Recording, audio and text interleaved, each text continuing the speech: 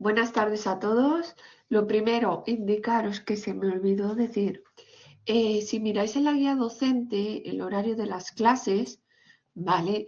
El día 10 de febrero tenéis un seminario de experto, no habrá clase, tendréis seminario, ¿vale? Entonces, para que lo tengáis en cuenta. Supongo que se os avisará desde coordinación y demás para el acceso al aula donde se haga el seminario y ya está. Entonces, el día 10 de febrero lo tenéis en la guía docente, no habrá clase, tendréis seminario, ¿vale? Se me olvidó decirlo ayer. Vale. ¿Habéis podido, Giovanni Hint, mirar algo del R, intentar descargarlo o algo? ¿Habéis podido tener tiempo?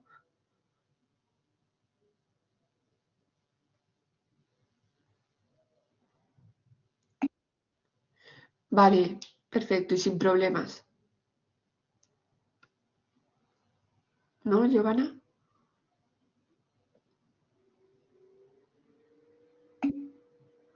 Vale, perfecto. Vale. Vale, tranquilo. Yo más que nada porque hay veces que hay gente que tiene problemas, no sé por qué, ¿vale? Y hay veces que los problemas son raros y es difícil de solucionar y demás. Y más o menos por hacerme una idea de, pues va saliendo todo bien, no hay problemas, o sí que vais teniéndolos, más que nada es por eso, ¿vale? Perfecto, pues vamos a empezar con la clase de hoy, ¿vale? Acordaros que una vez os hayáis descargado el RStudio y demás, intentar hacer alguna prueba, sobre todo aquellos que no habéis trabajado nunca con R, ¿vale? Más que nada para que os deis cuenta si más o menos le habéis pillado un poco el punto y si no, pues me lo indicáis y así yo ya sé que hay gente que tenéis problemas con el R. Vale, entonces vamos a entrar en la parte de estadística descriptiva, ¿vale? Introducción a R, un poco lo que hicimos ayer, pues hoy vamos a continuar con ello, ¿vale? Entonces, básicamente, ¿qué queremos con el análisis estadístico descriptivo? Es lo que dijimos ayer, que lo comenté un poco por encima.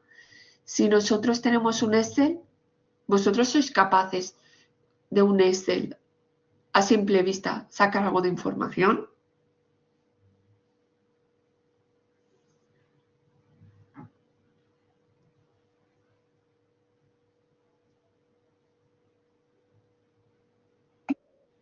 Vale. En general no. Por eso con un descriptivo, ¿vale?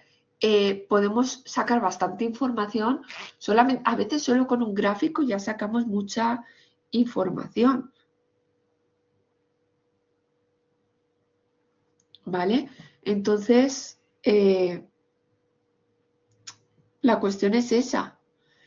Que es, a veces con un análisis descriptivo sencillo somos capaces de resumir la información que tenemos y ya a partir de ahí sacar conclusiones. Solamente con un simple gráfico, un simple resumen numérico, ya tenemos mucha información a simple vista. Vale. Vale. ¿Qué pretendemos en la estadística descriptiva? Por ejemplo, hacer una distribución de frecuencias, una tabla de frecuencias, ya sea por valor numérico o por intervalos. Pero para qué, o sea, vamos a ir viendo en la parte descriptiva que yo voy a tener, o sea, como siempre, ¿por qué os insistí tanto ayer en el tipo de variables? Porque dependiendo del tipo de variables, yo voy a poder aplicar unas técnicas u otras. ¿Qué ocurre? Yo, una tabla de frecuencias la puedo hacer muchas columnas, pero solamente con una frecuencia básica yo puedo sacar información. Es decir, si yo tengo una variable categórica, ¿vale? Puedo hacer una tabla de frecuencias de cada categoría. Si ya es numérico, depende de cuántos valores tenga, los puedo agrupar por intervalos y decir, pues eso, la frecuencia de cada intervalo. ¿Vale? Entonces, son cosas, ¿vale? Importantes, ¿vale? Saber qué tipo de variables tenemos para aplicar técnicas. Como veremos, por ejemplo, con los gráficos. Realmente hay veces que yo no puedo hacer cualquier gráfico que a mí me apetezca. Hay ciertos gráficos que van con unas variables continuas y otros que van con variables discretas o categóricas, mejor dicho. ¿Vale? Entonces tenemos que ser conscientes de ello. ¿Vale? Pero solamente con una tabla de frecuencias, hacer un histograma, un diagrama de sectores o una nube de puntos, podemos sacar información. ¿Vale? Esto ya lo estuvimos viendo ayer, ¿no? El tipo de variable. Entonces, por favor, esto es básico. Esto se ve en secundaria, incluso a lo mejor alguna se ve en primaria. Entonces, es una cosa, disculparme la alergia, es una cosa súper sencilla, pero es muy importante. Gracias. ¿Vale? Saber qué tipo de variable tenemos, si es categórica, si es cuantitativa. ¿Vale? Muy importante. ¿Vale? Por ejemplo, cosas que a mí me gusta siempre decir. ¿Qué ocurre cuando yo tengo una variable discreta con pocos valores? Como puede ser número de hijos o número de hermanos. Que hay veces que nosotros vamos a trabajar con esa variable como si fuera una variable categórica. ¿Vale? Porque muchas veces lo que hacemos es 1, 0, 1, 2, 3 y 4 más, por ejemplo, de hermanos o hijos. Entonces, a veces, aunque la variable sea discreta, una variable discreta, ¿cómo se llama? Perdón, una variable discreta con pocas categorías, las podemos trabajar como si fuera categórica, ¿vale? Y veremos ejemplos. Entonces, hay veces que no tenemos que confundir eso, igual que cuando nosotros, por ejemplo, hacemos una escala de 0, nada conforme, 5, muy conforme, o muy contento, nada contento, o nada satisfecho, muy satisfecho. Claro, estamos asignando valores a cada categoría, ¿no? El 0, 1, 2, 3, 4 y 5. ¿Qué ocurre? Que mucha gente ve eso y lo trata como si fuera discreto. Pero una escala de esta de satisfacción, de nada, algo, bastante o mucho, pero que en vez de ser esas categorías esté, como muchas veces hacemos, del 0 al 5, ¿qué es? ¿Es categórica o es cuantitativa?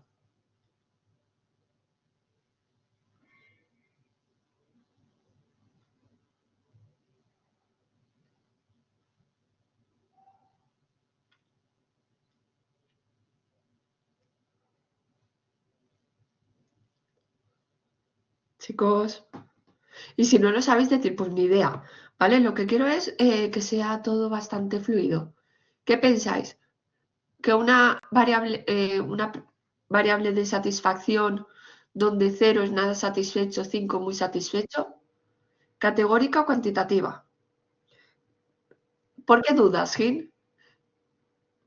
¿Por qué hay duda?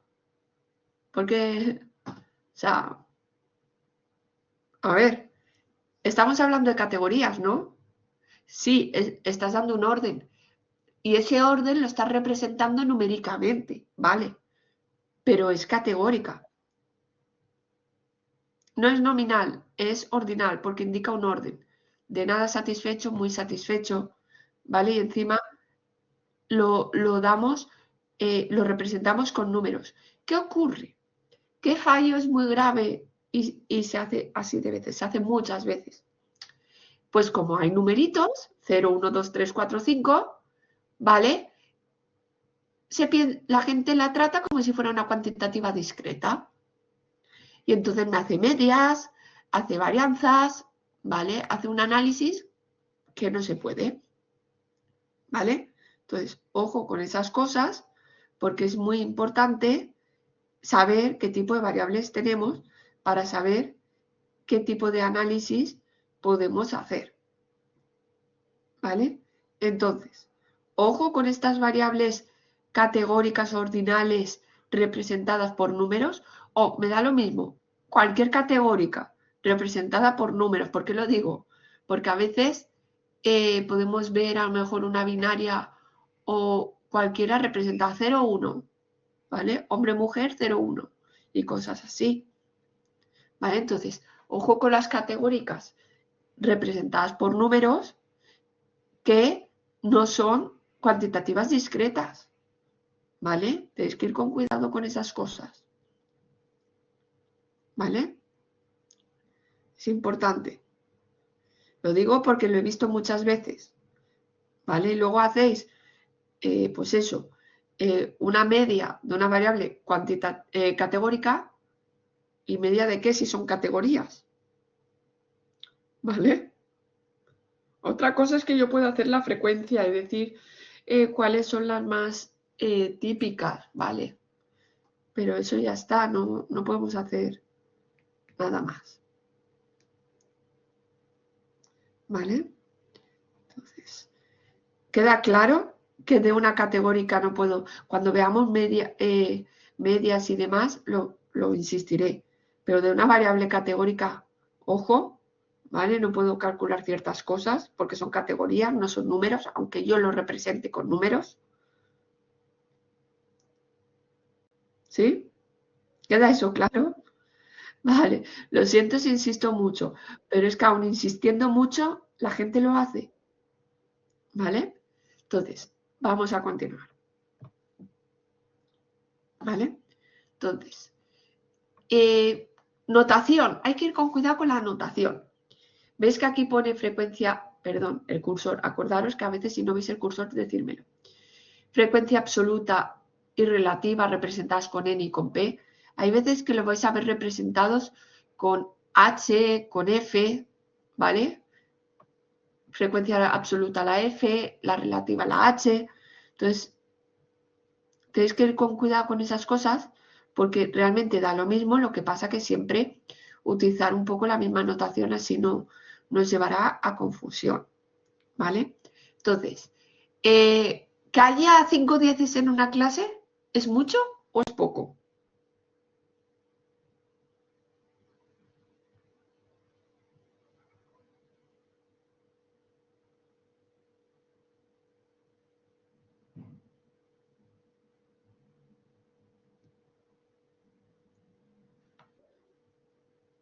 Vale, el depende.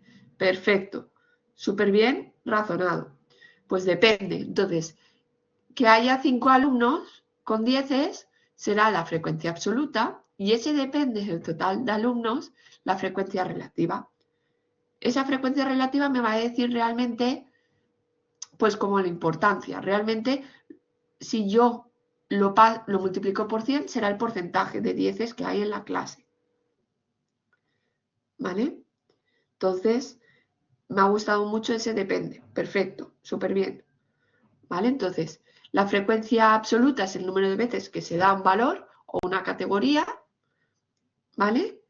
Y la relativa, la que depende del total, ¿vale? Entonces, ya está. Cuando yo sumo toda la frecuencia absoluta, me tiene que dar el número total de datos, ¿vale?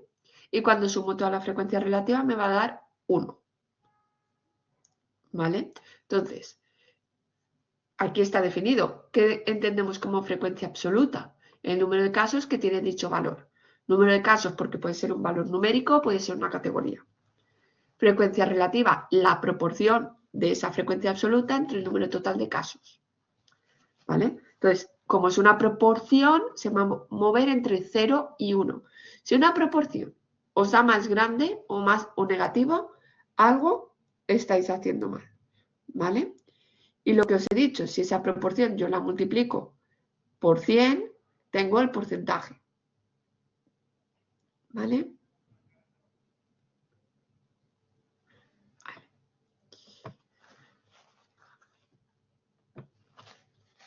Entonces aquí tenemos una tabla. Esto es una tabla de frecuencias básica. ¿Por qué digo básica? Porque nosotros luego vamos a poder ir añadiendo columnas que, por ejemplo, para calcular la media o la varianza, nos va a resultar cómodo. ¿Vale?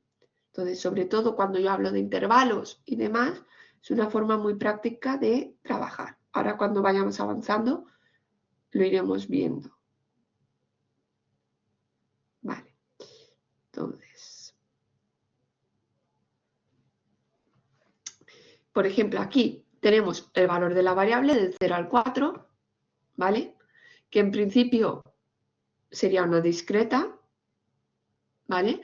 Pero a lo mejor puede ser una variable categórica, donde cada categoría está representada por un número, ¿vale? Entonces, ojo que al faltar datos no podemos saber bien qué tenemos. Vale, entonces, aquí, frecuencia absoluta, ya os he dicho que a mí esta notación no me gusta mucho, ¿vale? Pero vais a ver otras, ¿vale? Normalmente podéis ver frecuencia absoluta relativa y porcentaje relativo, ¿vale? Con la letra que sea, y los acumulados con la misma letra pero en mayúscula, ¿vale? Eso es una forma de trabajar muy típica. Aquí lo que nos hacen es supir las relativas y supar las acumuladas, ¿vale? Pero igual que pone N y P, podéis ver F, H, F mayúscula, H mayúscula, ¿vale? Entonces aquí obtenemos el número de veces que aparece el 0, el 1, el 2 y tal. La frecuencia relativa, ¿vale? ¿Cómo lo hemos calculado? 12 partido 55, 10 partido 55 y así con todo. Porcentaje relativo. La letra ya os he dicho que es notación, que dependiendo de dónde estemos, pues hay gente que utiliza las Fs para frecuencia absoluta, H o aquí N, P, da un poco igual. Pero si yo, por ejemplo, le llamo a frecuencia absoluta N, a la absoluta acumulada también es N, ¿vale? Mayúscula, por ejemplo, y minúscula, ¿vale? Os estoy diciendo diferentes alternativas de notación. O sea, aquí no es una notación fija, depende mucho de dónde estemos, ¿vale? Ya os digo, hay veces que hay gente que pone FR para la frecuencia relativa, FA, y luego en mayúscula para la acumulada. Le ponen F y H, N y P, o sea, hay muchas formas, ¿vale? A mí no me han llegado nunca a explicar por qué se utilizan unas letras u otras, ¿vale? Entonces, ¿vale? Y la acumulada es hasta esta fila, ¿cuánto llevamos? ¿Vale? ¿Dudas de la tabla de frecuencias?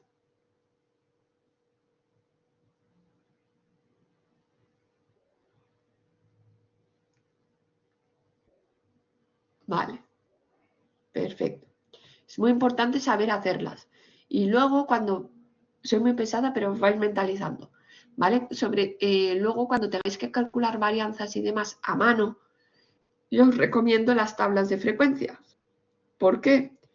Porque os van a facilitar mucho los cálculos. A mí me pasaba cuando yo hacía las cosas a mano de calcular medias y varianzas, cada vez que lo metía en la calculadora me daba una cosa. Y es porque al meter tantos datos en la calculadora es muy fácil de equivocarse uno. Entonces, si nosotros con la tabla de frecuencias vamos como haciendo las columnas con los diferentes cálculos, lo que vamos a ir metiendo en la calculadora es muy poco, ¿vale? Y entonces la posibilidad de equivocarnos se reduce drásticamente. Por eso considero importante esas columnas cuando trabajemos con medias, varianzas y demás. ¿Vale? Entonces,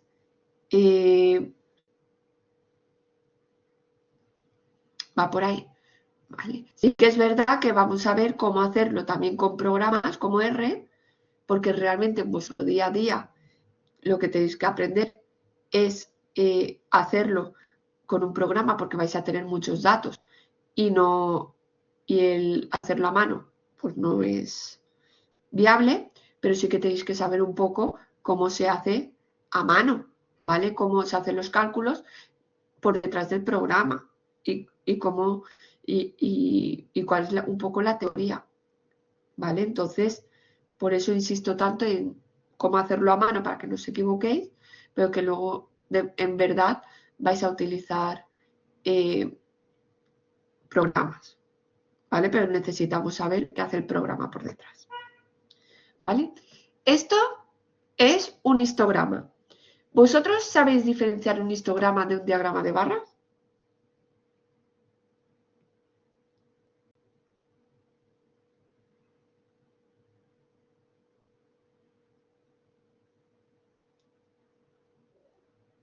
Vale, pues si sabéis decirme la diferencia.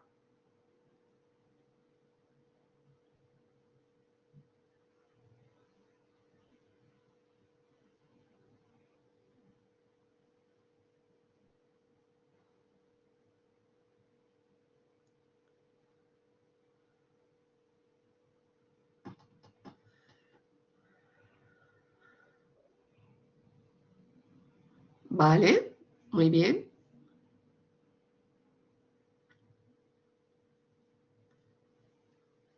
¿Y el histograma entonces para qué es?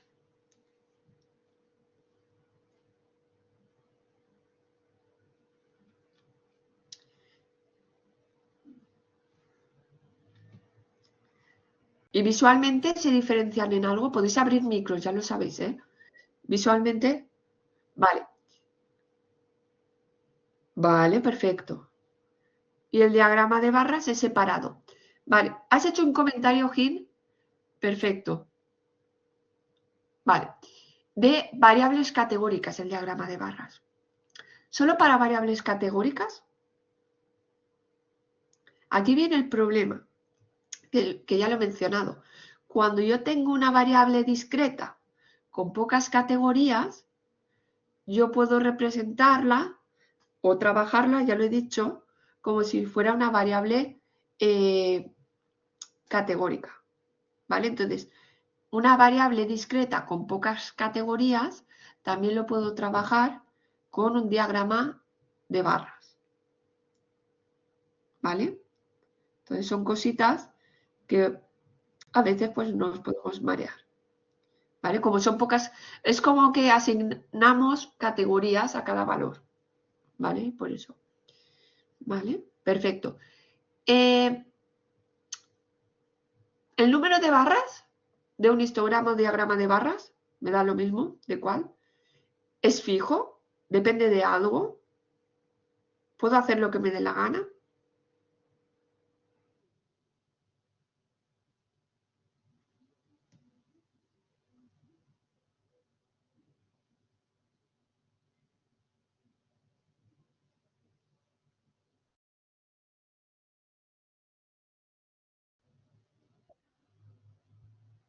¿Vale?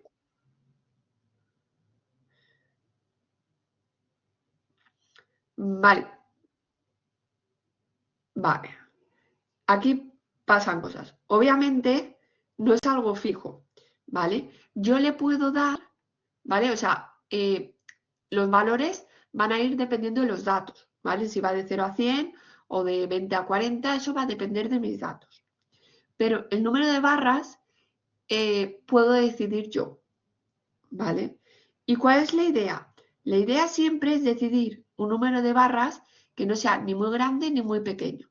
Porque a veces si pongo muchas barras, al final no se acaba viendo nada, o si pongo muy poquitas, tampoco. Entonces es llegar a un equilibrio. ¿Qué ocurre, qué ocurre con R? Que en R, si yo no le indico nada, él por defecto va a elegir el número de breaks, que llaman en R, ¿vale? El número de barritas, ¿vale? Pero también puedo jugar yo a decirle cuántas barritas quiero que ponga, ¿vale? Entonces puedo jugar, ¿vale? Entonces, siempre tengo que llegar a un equilibrio para poder ver algo, ¿vale? Si lo hago con R, R decide de forma automática cuántas barras hace y yo también lo puedo. Pues no lo sé porque yo Python no sé, ¿vale? Entonces puede ser, ¿vale? Eso sabéis vosotros más que yo, ¿vale? Entonces ahí no puedo ayudarte. Vale, entonces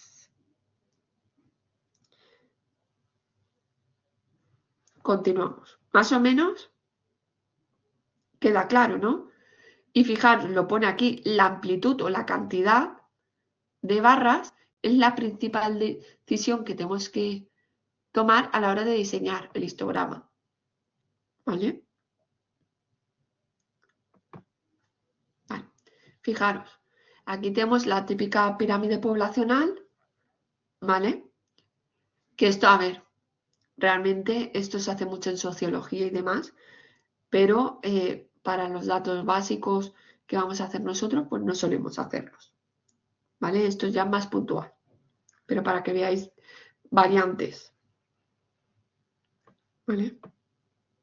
¿Y la edad? ¿Qué tipo de variable es?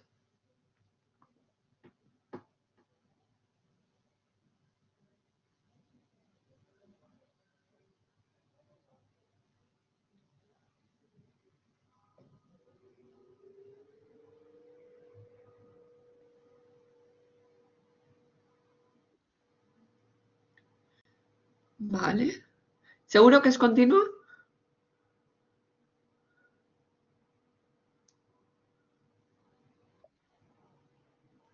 Vale. ¿Qué ocurre? ¿Qué ocurre con la edad? Que como nosotros damos, tengo 33, tengo 40, tengo 12, ¿qué pensamos? ¿Qué es? ¿Qué pensáis que la gente piensa que es la edad? ¿Qué tipo de variable piensan?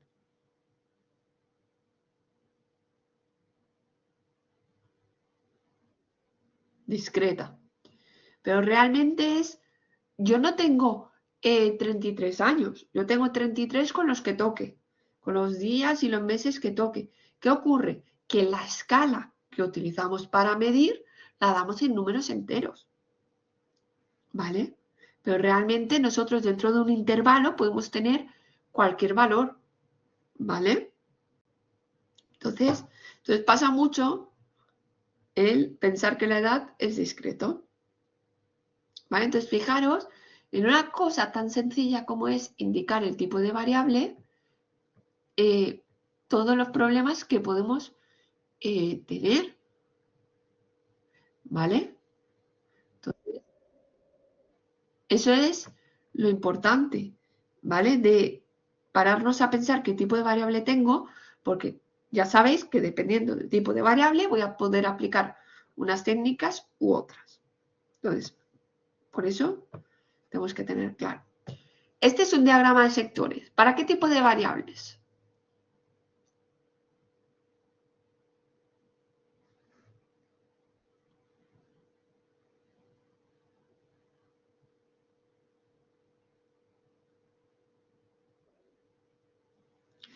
¿Dudas, Giovanna? No dudéis. O sea, vosotros pensar la respuesta y vamos a razonarla. En principio, para variables categóricas, ¿vale? Es sobre todo. Luego, ¿qué ocurre? ¿Vale? Que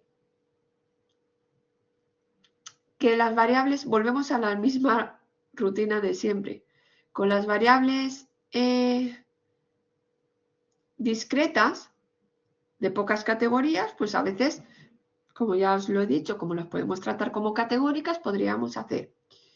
Y un caso y un uso muy raro, ¿vale? Que pocas veces se da, es cuando yo tengo mis datos continuos y los tengo agrupados por intervalos y tengo pocos intervalos, a lo mejor me interesa, pero a lo mejor yo en vez de hacer un diagrama de sectores haría mejor un diagrama de barras, ¿vale? Siempre es mejor un histograma y el histograma sí que marcaría cada barra la amplitud de mi intervalo, ¿vale? Pero aún podéis ver alguna cosa rara por ahí, hecha así, ¿vale? Entonces, para que veáis, pero es para las categóricas. Perfecto. ¿Vale? Vale. Estos diagramas de Pareto son más de económicas que otra cosa. Es también raro ver cómo se hacen, ¿vale? Pero realmente, ¿qué estamos haciendo? Estamos haciendo un diagrama de barras donde ponemos ordenados de mayor a menor frecuencia y ponemos este gráfico de rectas o de puntos unidos mediante una línea con las frecuencias acumuladas. ¿Vale? Entonces, por ahí van los tiros.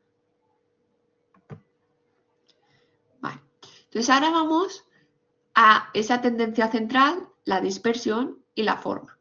Entonces, ¿alguien me sabe decir cuáles son estadísticos de tendencia central? O sea, ¿qué cosas calculo yo para la tendencia central? ¿Vale? Media. ¿Alguna más?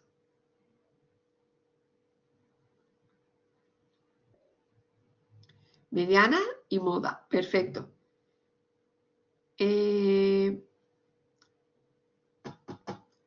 ¿Y de dispersión o de variabilidad?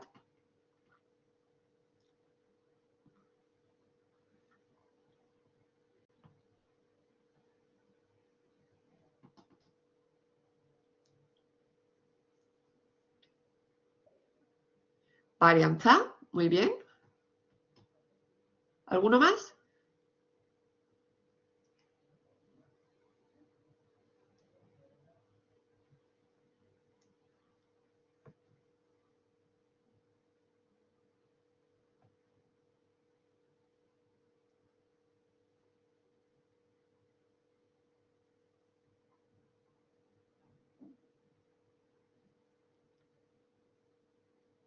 Vale. Desviación. También pueden servir los cuartiles, ¿vale? Pero más desviación típica, coeficiente de variación, ¿vale? Sobre todo van por ahí los tiros. ¿Qué más? ¿Qué más? Vale. Entonces, más o menos va por ahí la idea, vais perfectos. ¿Qué pensáis que es mejor? ¿La media o la mediana? Cuando digo mejor, más representativo, que nos da más información o más fiable.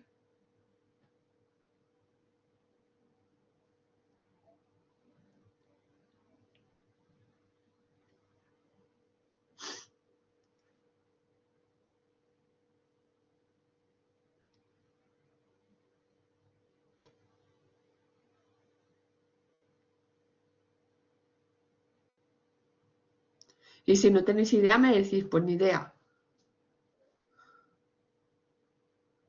¿Y la media no?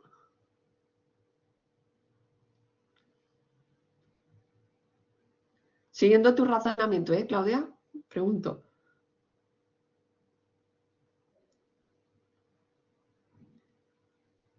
Vale, entonces tú piensas que la media, porque, vale, entonces la mediana no tiene en cuenta todos los valores.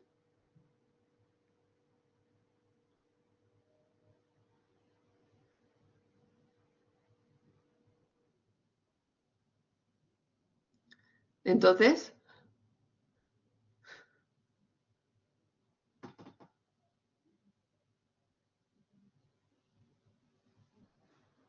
vale. ¿Alguien alguna idea o estamos todos en blanco aún? No tenemos idea de esta pregunta.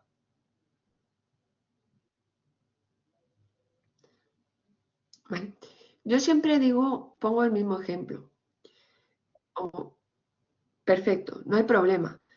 Fijaros que lo que estoy haciendo es un poco para que razonemos, apliquemos la lógica, porque en estadística es muy importante aplicar la lógica.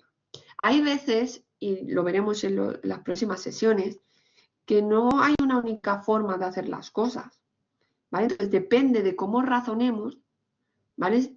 Podemos hacerlo de una forma o de otra, ¿vale? Entonces es muy importante, por tanto, razonar y justificar bien todo. ¿vale? ¿Qué ocurre? Que la media es muy sensible a valores atípicos. Entonces, siempre hay la broma o el chiste que la estadística es la ciencia que dice que si yo meto medio cuerpo en un horno y medio cuerpo en un congelador, estoy en temperatura estándar, ¿no? Está esa broma, ese chiste. Es que va un poco por ahí, ¿vale? Siempre ocurre lo mismo y yo lo digo. Cuando oímos las noticias y oímos el sueldo medio de los españoles es de 28.000 euros anuales. Muy bien. No nos dicen nada más, ¿vale? Entonces, ¿qué ocurre? Que si a mí no me dicen nada sobre la variabilidad o la dispersión, cuando yo estoy hablando de media, no sé cómo de fiable es. Porque imaginar, somos 4 horas en clase, yo cobro 1.000.000 de euros y vosotros nada, ¿qué nos dice la media? Que cada uno cobra 250.000 euros, ¿no? Entonces, y eso está muy alejado de la realidad, ¿vale? Entonces, es muy importante que cuando veáis cosas con media, vaya acompañado de una varianza, una desviación típica, ¿vale? Para indicarnos pues esa dispersión, esa variabilidad, ¿vale? Entonces, es importante esos detalles, ¿vale? Y por eso la mediana realmente es más fiable o más representativa de la realidad, porque lo que hace es eso, es el valor que ocupa la posición del 50%, es decir, 50% por abajo y 50% por arriba, ¿vale? Entonces es más representativo. Sí que es verdad que desde hace un tiempo para acá cada vez se están dando los datos mejor. ¿Por qué digo que cada vez se están dando los datos mejor? Porque ahora, si os estáis fijando cuando dan las noticias, dicen el sueldo modal, el sueldo más típico, la moda de los sueldos, ¿vale? Y dan más datos así. Entonces, ahí sí que te están diciendo más información, no solamente el sueldo medio, y te dan diferentes parámetros, ¿vale? Y ya no dicen tanto lo del sueldo medio, sino ya van afinando mejor y dando una información más representativa de la realidad, ¿vale? Porque ya os digo, es que a mí no me... La media con pinzas, ¿por qué? Porque es muy sensible a valores atípicos, en cambio la mediana no. Por tanto, es un concepto clave, que la mediana no es sensible a valores atípicos, pero la media sí, ¿vale? Vale. La forma, ¿vale? De pues cómo se comportan los datos, qué forma tienen, me lo dan la simetría y la kurtosis, ¿vale? Entonces, ahora veremos todo esto. Entonces, fijaros, la tendencia central que me dice dónde está el valor medio. Cuando digo valor medio, fijaros que puede ser o la media o la mediana, ¿vale? La dispersión, ¿vale? ¿Me dais un momento, por favor?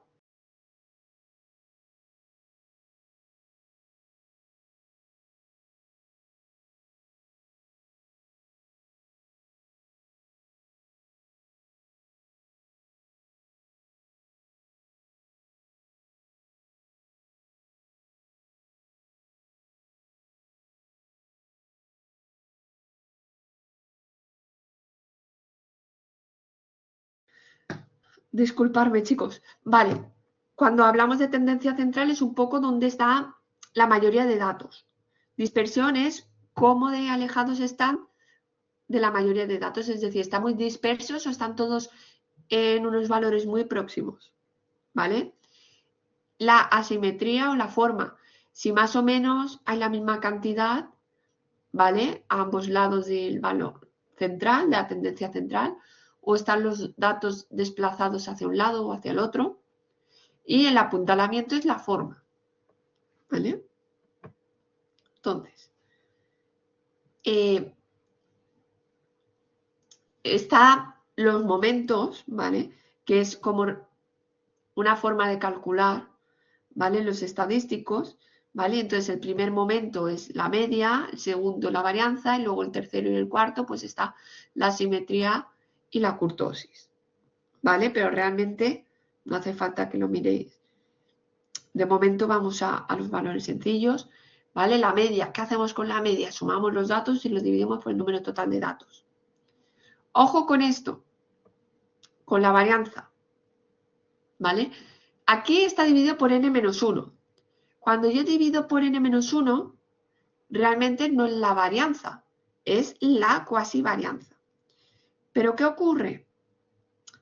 Que en algunos sitios representan la muestral es dividir por n-1 y la poblacional entre n, ¿vale? A mí me enseñaron que esto es la cuasivarianza y que dividir por n es la varianza, ¿vale? ¿Por qué utilizamos la cuasivarianza? Porque tiene ciertas propiedades matemáticas que nos interesan, ¿vale? Que ocurren cuando yo divido por n-1, pero no ocurren cuando divido por n, ¿vale? Entonces, por eso es importante. ¿Qué más? Cuando nosotros calculamos la varianza con un programa, R, por ejemplo, utiliza esta fórmula. Por eso, si nosotros a mano utilizamos la varianza real, que es dividir por n, generalmente no nos va a dar lo mismo que cuando utilizamos un programa, ¿vale? Y es porque la fórmula que utilizamos no es la misma, ¿vale? Entonces, ¿qué hace la varianza? Medir esa dispersión total. Vale, ¿nos puede dar una varianza negativa?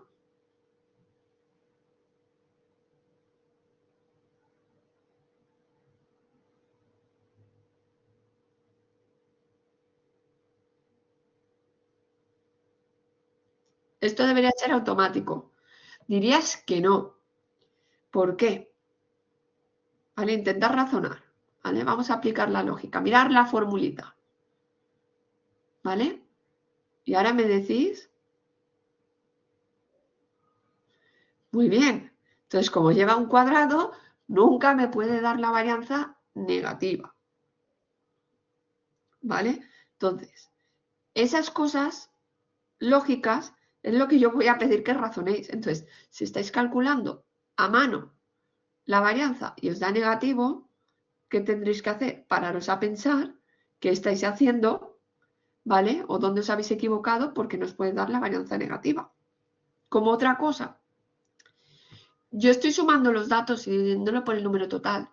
La media siempre va a estar entre el mínimo y el máximo de los datos.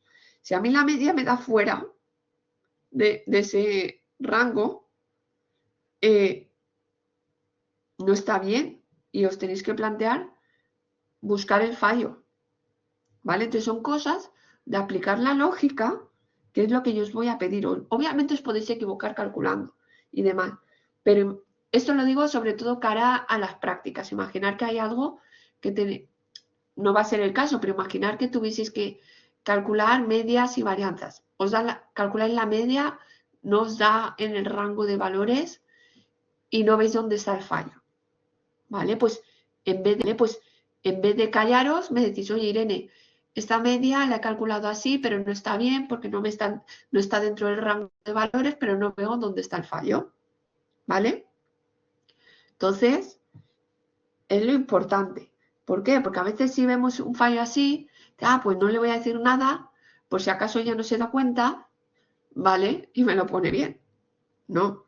Para mí, uno es un fallo de no entender qué estáis haciendo y el otro es un fallo de cálculo, porque sabéis lo que estáis haciendo, lo único que os habéis equivocado en el cálculo y no veis dónde, y para mí son cosas diferentes. ¿Vale? ¿Entendemos lo que quiero yo de razonar y aplicar la lógica?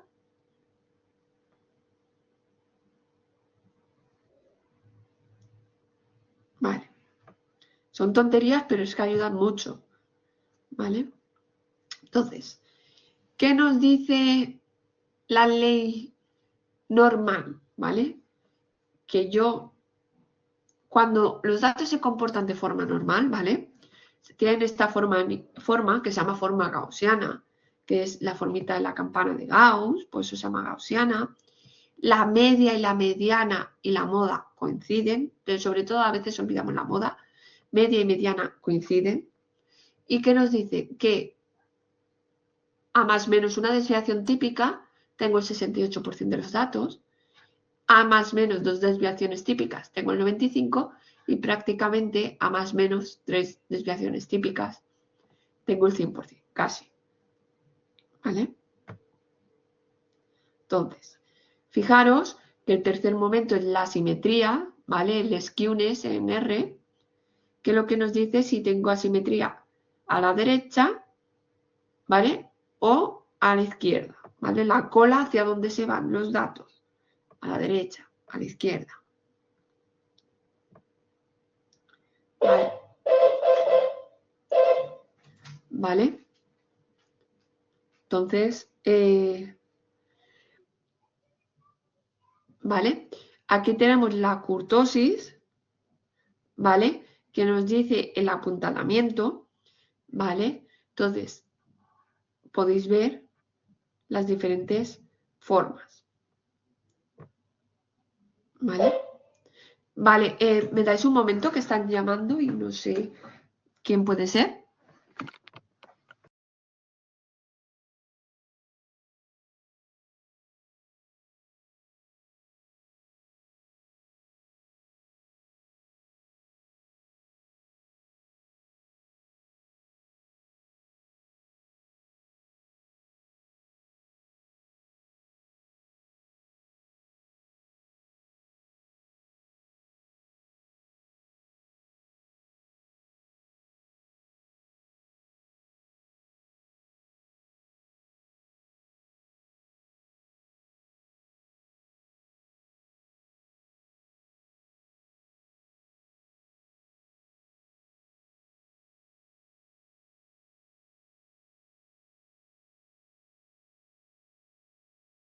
Vale, disculpad.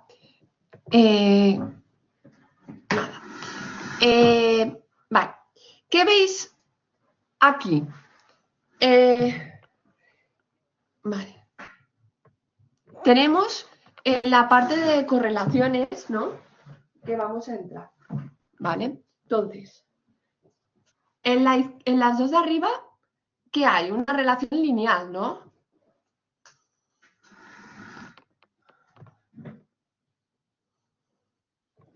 ¿Vale? Fuerte, ¿no? Y en este caso creciente y en este decreciente. ¿Qué veis aquí?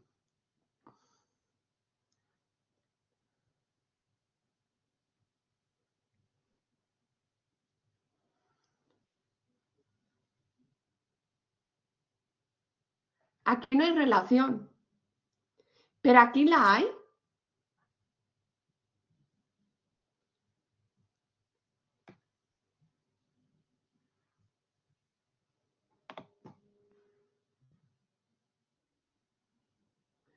Muy bien razonado.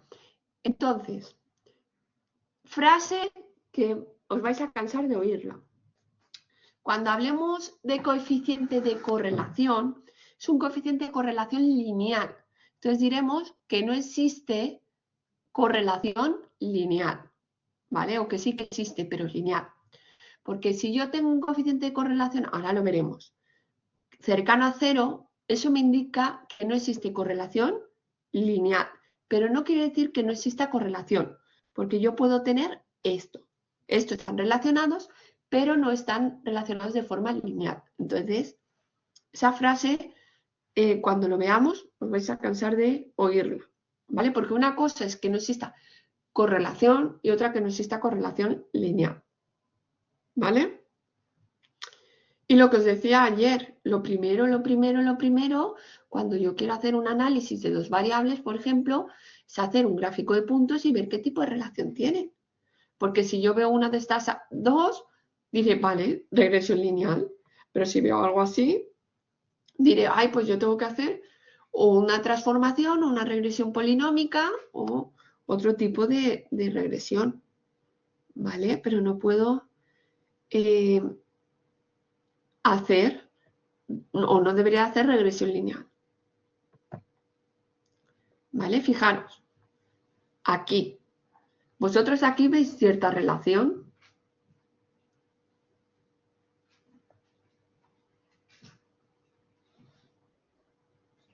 No. Estamos haciendo una relación lineal, ¿vale? Pero bueno, independientemente de eso, ¿vale? Entonces, yo cuando, ¿cómo se llama? Voy a tener dos variables. La variable del eje X será mi variable explicativa, mi covariable, ¿vale? Y la variable Y va a ser mi variable respuesta, ¿vale? Hay veces que va a dar lo mismo, ¿vale? Solamente que saldrá el gráfico girado, pero hay que ir con mucha atención lo que yo quiero probar. Si yo quiero estudiar la altura en función del peso, la altura será mi variable respuesta y el peso mi variable explicativa, ¿vale? Pero si en cambio quiero estudiar el peso en función de la altura, será al revés, ¿vale? Vale, vale. Entonces, claro, nosotros muchas veces no podemos cuantificar cuánta correlación hay. Aquí veremos que es bajita, muy bajita, ¿vale? Pero tenemos el coeficiente de correlación de Pearson, ¿vale? Que se me indica cómo están de correlacionar linealmente las variables.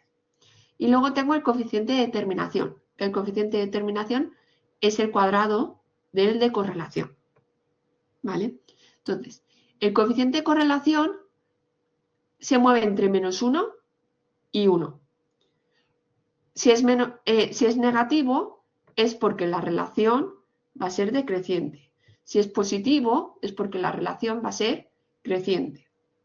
Cuando está próximo a 0, no existe relación lineal. Y cuando es próximo a 1 en valor absoluto, es decir, me da lo mismo que sea -1 que 1, es porque hay una fuerte relación lineal. Y ahora es donde viene la pregunta. ¿Vale? Ahora veremos. ¿Qué consideramos fuerte o qué consideramos débil? ¿Vale? ¿Consideramos fuerte a partir de 0,85? ¿Consideramos fuerte a partir de 0,7? ¿Vale? Normalmente se hacen escalas. Pues de 0,7 a 0,85, por ejemplo, moderada. A partir de 0,85, alta. ¿Vale? ¿Qué ocurre? Que esos rangos dependen mucho del ámbito donde nos movamos. A veces en económicas nos dicen a partir de 0,7 alto o a partir de 0,75 alto o en biológicas, ¿vale? Y lo que ya yo el año pasado, no sé si fue el año pasado o el anterior, en cosas haciendo el máster de secundaria, ¿vale? En cosas de sociología. En cosas de sociología y claro, yo soy experta en estadística. Cuando oía esas cosas me quería pegar un tiro, sinceramente. Decían, es que a partir de 0,2 ya eso es fuerte y si es más de 0,3, muy, muy fuerte. Claro, cuando tú oyes esas cosas, dices, madre de Dios, pero ¿qué cosas están haciendo aquí? ¿Qué tipo de análisis que a partir de 0,2 consideran que hay una correlación fuerte? ¿Vale?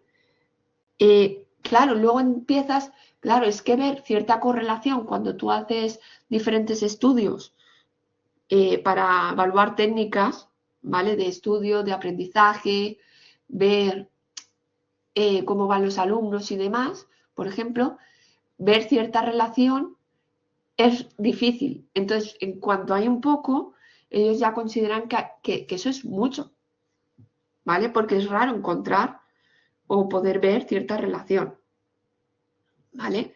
Pero nosotros, ¿vale?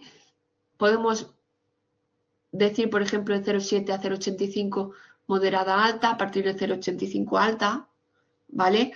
O, ¿vale? Mientras me lo justifiquéis, lo que os decía, mientras me lo razonéis, eso sí, por favor, como vean 0,5 alto o cosas así, no, ¿vale? Podemos decir moderada 0,6, 0,7, moderada alta 0,7, 0,85 y alta 0, a partir de 0,85, ¿vale? Cosas así, ¿vale? Pero, por favor, razonando y justificando todo. ¿vale? Sí, ellos lo consideran correcto, ellos.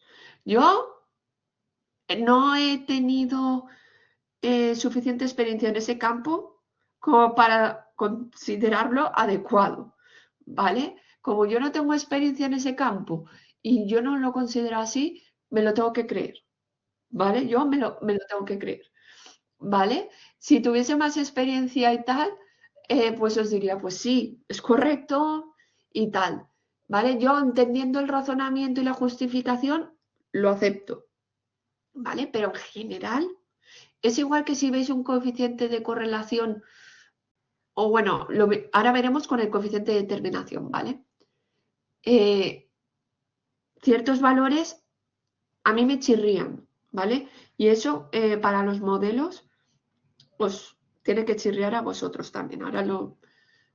Cuando digo chirriar es llamar la atención y pararos a pensar que algo ahí no funciona bien, ¿vale? Entonces, nosotros tenemos la covarianza, ¿vale? La covarianza me mide la variabilidad conjunta de las dos variables, x y y, ¿vale? Entonces, a partir de ahí, a mí me va a indicar el signo, ¿vale?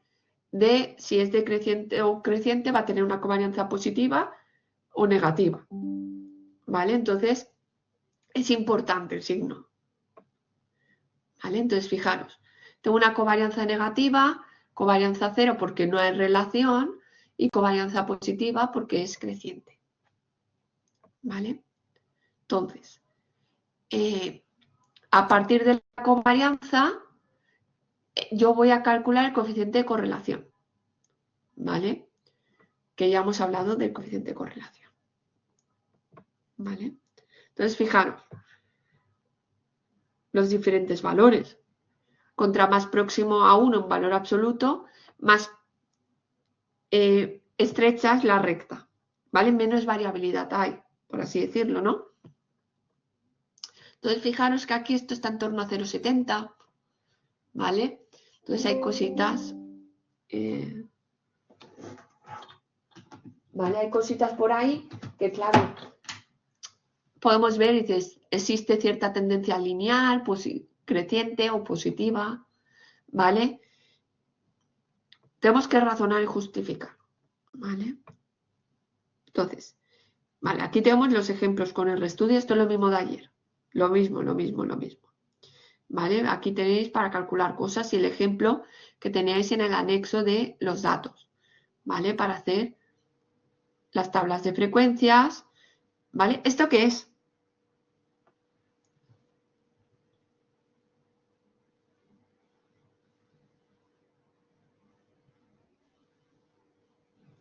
¿Seguro? ¿Por qué?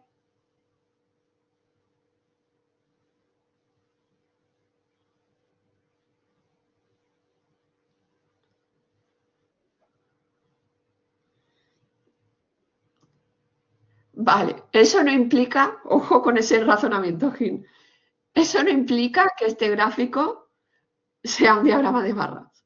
Eso justifica por qué con este tipo de datos deberíamos de hacer un diagrama de barras, ¿vale? Que debería de serlo, ¿vale? O sea, a ver, lo que creo que, o sea, como tengo ese tipo de variables, debo representarlo con un diagrama de barras. Ese es el razonamiento, pero no porque tenga ese tipo de variables, esto es un diagrama de barras. ¿Por qué lo digo? Porque ya os he avisado que hay gente que hace cosas muy raras, ¿vale? Entonces podéis ver diagramas de barras para variables cuantitativas continuas, histogramas para variables categóricas, podéis ver muchas cosas por ahí raras, ¿vale? Entonces, el razonamiento es el de Giovanna, no están juntas las barras. Por eso es un diagrama de barra, ¿vale? Entonces, tu razonamiento es perfecto, ¿vale? O sea, pero hay que ir con cuidado, ¿vale? No podemos asumir cosas, ¿vale? O sea, queda claro que entiendes que con ese tipo de variables tienes que hacer ese diagrama, perfecto, ¿vale? Pero ojo, es que estoy ya un poco, no escarmentada, pero ya por mucho que me repita, siguen apareciéndome en las prácticas cosas así. Entonces, yo ya, claro, no sé qué hacer, ¿vale? Porque me parece algo sencillo y digo, claro, solamente, o sea, han hecho una barbaridad aquí, pero es una barbaridad que si yo la hubiese hecho en matemáticas, igual me hubiesen tachado toda la práctica, ¿vale? Solamente por eso. Entonces, eso no lo voy a hacer, pero a veces dices, tengo que escarmentarles con algo y no, pero al final no lo hago, o sea, solamente penalizo, pero es que, ¿vale? A veces esas barbaridades. ¿Cómo hacemos un diagrama de barras? Con el bar plot. Solamente con el bar plot y los datos, ¿vale? Con la tabla de frecuencias ya lo tendríamos. ¿Es bonito? No, pero es sencillo y está hecho. Conforme más técnicas tengamos de programación con R, pues más bonito, poner leyenda, poner el nombre de los ejes, poner títulos, ponerle colorcitos, y ahí podemos hacer todo lo que queramos. Vale, veis, aquí ya van cambiando. Entonces, en estas diapositivas vais teniendo ejemplos de cómo hacer cosas. Vale, entonces, con el bar plot, o sea, el main me hace el título. Vale, fijaros, le estoy poniendo en el XLab, que es el eje de las X, el título categorías. En el de las Y, frecuencia absoluta. El color rosa con un borde azul. Puedo modificar todo, igual que puedo poner leyenda y decir cada numerito que representa. Puedo ponerle a cada barra un color, incluso rayado, con diferentes patronajes. Es decir, uno puede ser con rayitas, otro, yo qué sé, con una malla, ¿vale? Cruzada, ¿vale? Muchas cosas que hacer. ¿Vale? Entonces, aquí tenéis ejercicios o ejemplos para que podáis ir practicando. ¿Vale? Entonces, fijaros. Vale. Con el read tablet, lo que voy a leer es un CSV, un TXT. ¿Vale? Entonces, los datos de un TXT los voy a leer. Y fijaros, aquí tengo los datos.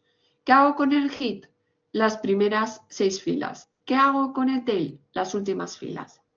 ¿Vale? Aquí justo es un dataset muy pequeño y entonces lo estoy haciendo con todo, ¿vale? Con todas las filas, ¿vale? Entonces, names me dice el nombre de las variables, bien la dimensión, ¿vale?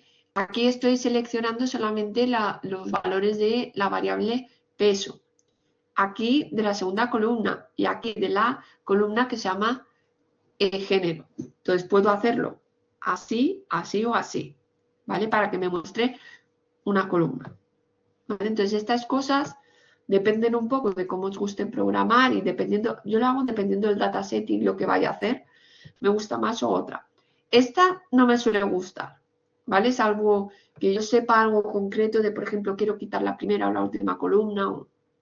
Eso me gusta más por nombre de columna. ¿Vale? Se entiende mejor, ¿vale? Yo creo que, y así nos da igual en qué posición esté y demás. Vale. Entonces, fijaros.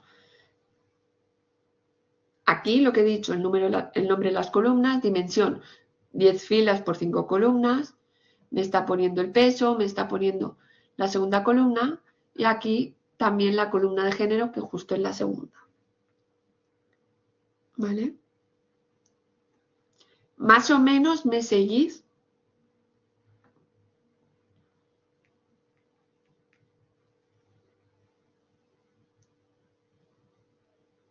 Ahora me decís, Irene, nos hemos perdido hace 20 diapositivas.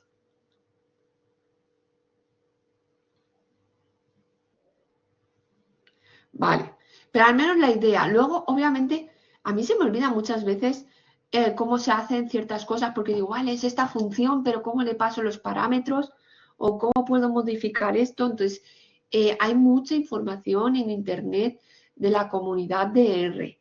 Tenéis la ayuda que desde el mismo programa, podéis buscar cómo funcionan las funciones, ¿vale? Y entonces está todo muy bien para que podáis. Tenéis el manual. Y es normal que se nos olvide y que nos cueste al principio. Ya os digo, a mí hay veces que porque a lo mejor no lo usas o entonces se te olvidan cosas.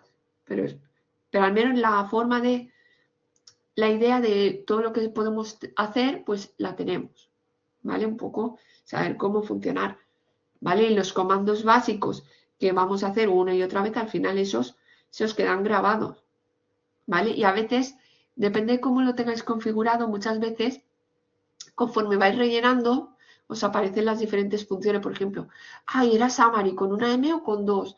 Y vais escribiendo SUM y os aparecen las funciones y le dais. O sea, a veces no hay que ni teclear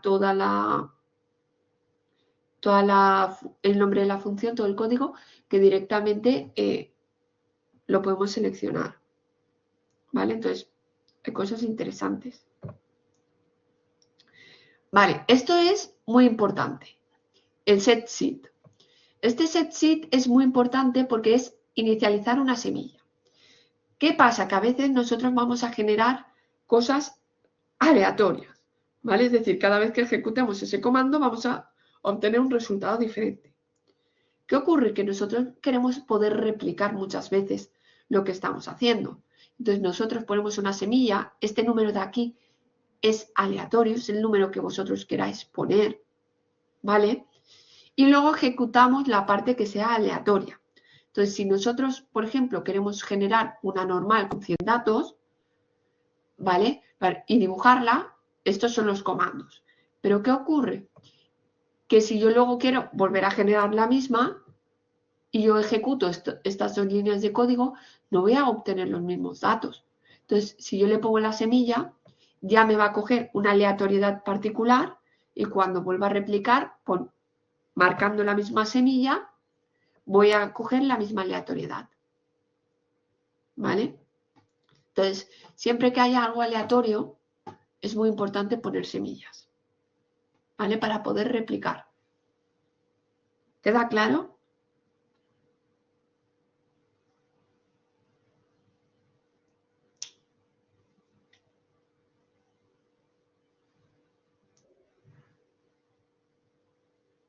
Vale. Ok. Vale. La parte de aleatoriedad de que yo puedo generar números de forma aleatoria, ¿vale? Puedo pedirle al programa que me dé 100 números aleatorios. ¿Vale? ¿Hasta ahí bien?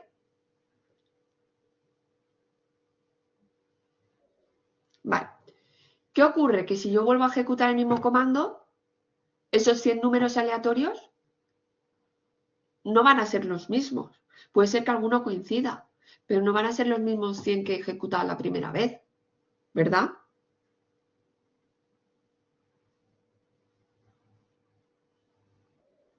Vale. Entonces, para yo, otra vez que vuelva a ejecutar el mismo comando de aleatoriedad, me dé el mismo resultado, yo le pongo una semilla.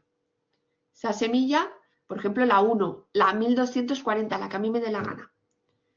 Entonces, yo llamo a la semilla, genero el número aleatorio y me da unos 100 números, los que sean. ¿Vale? Esto lo de los 100 números es un ejemplo. ¿Vale? Me da los 100 números. Vale. Si yo quiero obtener otra vez los mismos 100 números, porque en otro momento necesito saber o trabajar con esos 100 números aleatorios, vuelvo a llamar a esa semilla que yo llamé en su momento y a llamar a la aleatoriedad. Y entonces yo, de todas las posibles números aleatorios, voy a obtener el mismo. Pero si por el contrario yo solo llamo el número, el 1, el número que tú quieras, puede ser, ¿vale? El 1, el 42, el número que tú quieras. El número en la semilla es el que tú quieras.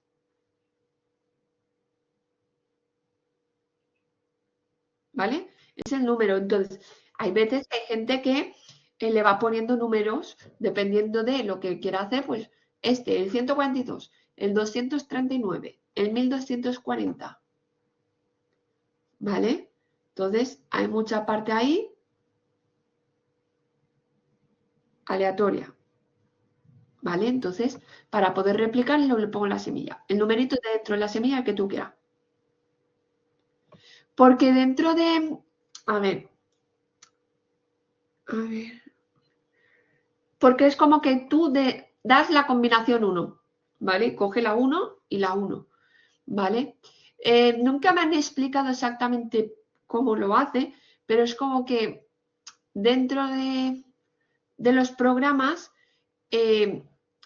cuando hay una forma de generar esos números aleatorios, ¿vale? Y entonces cuando le ponemos la semilla, me crea una combinación en particular, que es aleatoria, pero es una, ¿vale? O sea, la forma de generar los números aleatorios tiene su formulita, ¿vale? Claro, o sea, a mí me da lo mismo, es decir, por ejemplo, tú puedes tener, por ejemplo, la 22 y lo generas. Si tú ahora no le llamas a la semilla 22 y llamas directamente al rnorm, te va a dar unos valores diferentes. Y si yo llamo a la semilla 22 y hago el rnorm, voy a obtener la misma combinación que tú has tenido. Pero si tú llamas a otra semilla y le das, vas a obtener otra combinación. ¿Vale? Entonces, la semilla que tú utilices es la que tienes que utilizar todo el rato si quieres obtener ese mismo número de números aleatorios. Si te da lo mismo, no hace falta. ¿Por qué se hace esto? Porque hay veces que nosotros necesitamos generar cosas que hay una parte aleatoria, ¿vale? No porque sean números aleatorios, sino que hay una parte aleatoria ahí. Entonces, si yo quiero replicar un estudio, yo necesito que cada vez que yo replique el estudio, obtener los mismos valores. Porque si no, si cada vez que replico el estudio voy a obtener algo diferente, ¿cómo puedo saber que está bien hecho o cosas así? ¿Vale? Por eso es importante, para poder replicar. ¿Sí? Por ejemplo, imaginar, ¿vale? Esto ya lo habréis visto. Cuando trabajáis con datasets, no soléis dividir la muestra en una de entrenamiento y otra de test, o aún eso no lo habéis hecho en ninguna asignatura.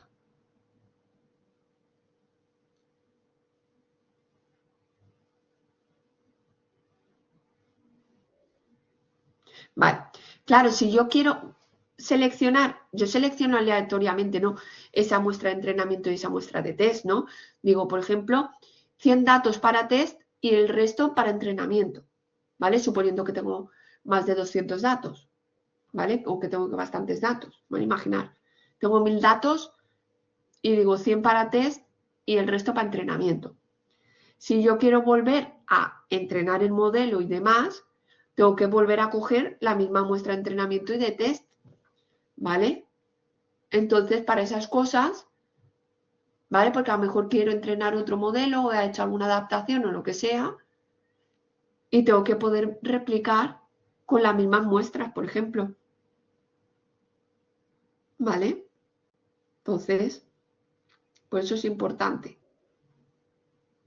Sí, todo lo que sea, cuando digo replicar es poder, ¿para qué quiero replicar? Para ver si yo obtengo lo mismo, ¿vale? Para ver si, por ejemplo, eso cuando lo hace otra persona, para ver si yo obtengo lo mismo que esa persona. Porque como sé a veces que es cierto lo que tú me estás diciendo, lo tengo que poder replicar y ver, ah, pues sí, tienes razón, eh, funciona o obtengo esto, ¿vale? O, por ejemplo, comparar modelos entre sí. Claro, ¿cómo sé yo que un modelo funciona mejor que otro? Y no es por la selección de variables, o sea, de muestra. Que sabéis que a veces eso también puede dar problemas, que a veces solo con unos datos funciona todo mejor que con otros, ¿vale? Entonces, para evitar eso, el poder utilizar la misma muestra, ¿vale? Entonces, para eso es importante. Es una tontería porque no tiene nada de dificultad, Otra cosa es eso, el pensar cómo coge esa parte aleatoria, ¿vale? Pero yo ya no entro ahí, ¿vale? Solamente esa parte importante de poder, para poder replicar y comparar, ¿vale? Vale. Fijaros, aquí hemos generado los 100 valores y los hemos dibujado con puntos, ¿vale? Entonces, si yo quiero volver a obtener la misma salida, tengo que poner la misma semilla. Si pongo otra semilla o no pongo semilla, voy a obtener otros valores. ¿Que puede ser que alguno de esos 100 valores coincida con alguno de estos? Sí, pero no tiene por qué, ¿vale? O sea, lo que quiero es poder hacer la misma. Vale. Vale. Vale. ¿Cómo comprobamos si una función es gaussiana o uniforme? ¿Vale? Gaussiana, normal, forma de campanita. Esto que veis aquí, ¿tiene forma de campanita de Gauss? La típica curva de la normal.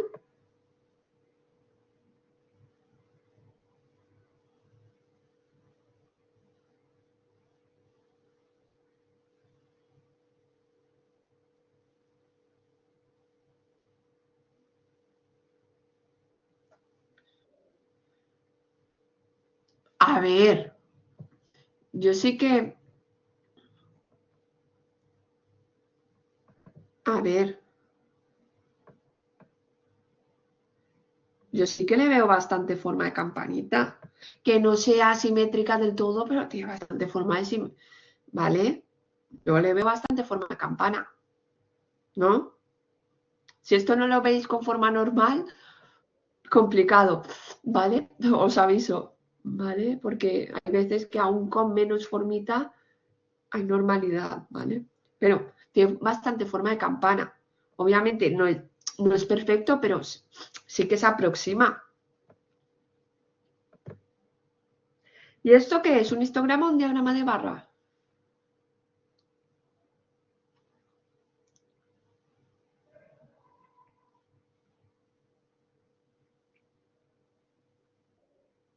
¿Por qué? Y ahora me decís, porque lo pone en el título. No, ¿vale?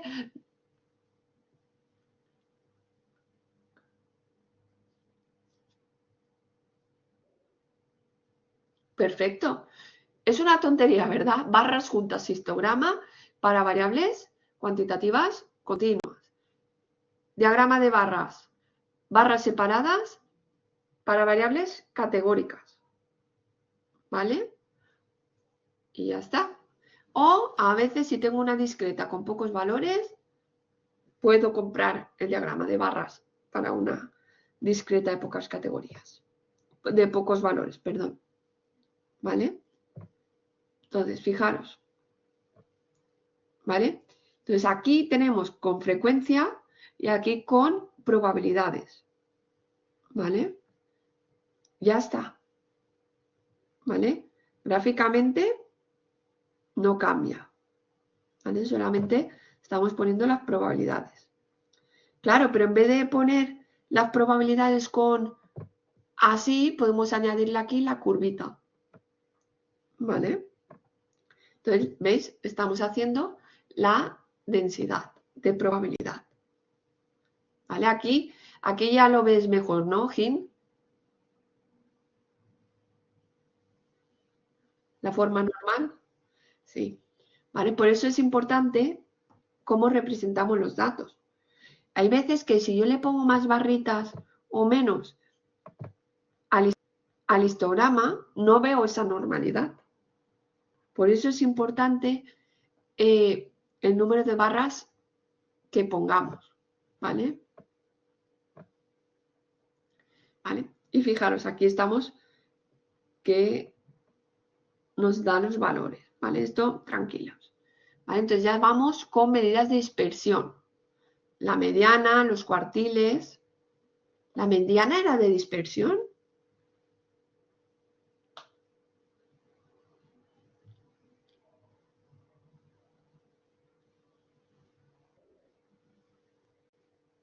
¿De qué era?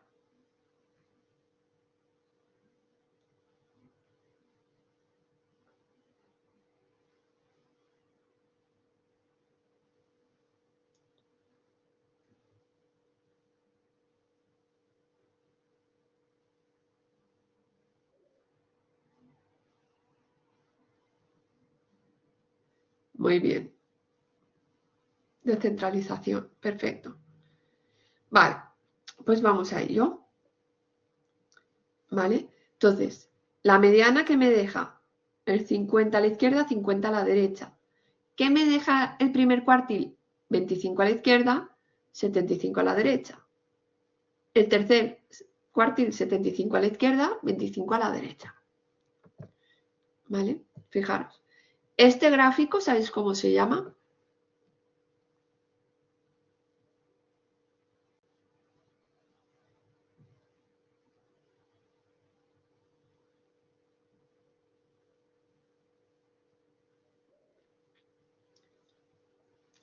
Te falta una palabra, de cajas y bigotes, ¿vale? Generalmente se conoce como diagrama de cajas, ¿vale? Un box plot, ¿vale? Pero cajas y bigotes. Estos son los bigotes y esta la caja. Y esto es un outlier, ¿vale? Entonces, ahí vamos. ¿Vale? Entonces, ¿qué estamos representando aquí? Aquí, primer cuartil, mediana, tercer cuartil, y aquí la diferencia un poco de 1,5 veces el rango intercuartílico, ¿vale? Que el rango intercuartílico era Q3 menos Q1, es decir, el cuartil 3 menos el cuartil 1, rango intercuartílico, ¿vale? ¿Qué ocurre? Que yo tengo que ver la forma de la caja y la forma del gráfico, ¿vale? Esta es bastante simétrica, ¿vale? Entonces, implica que más o menos está todo igual de distribuido, ¿vale? Entonces, fijaros, aquí estoy poniendo la semilla porque estoy utilizando cosas aleatorias. Y luego voy a hacer un diagrama de cajas, ¿vale? Fijaros. ¿Dónde habría más dispersión?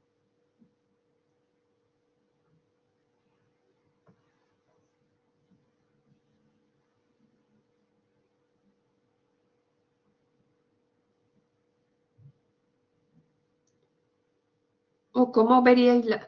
Sí, ¿por qué en el gráfico B hay más dispersión?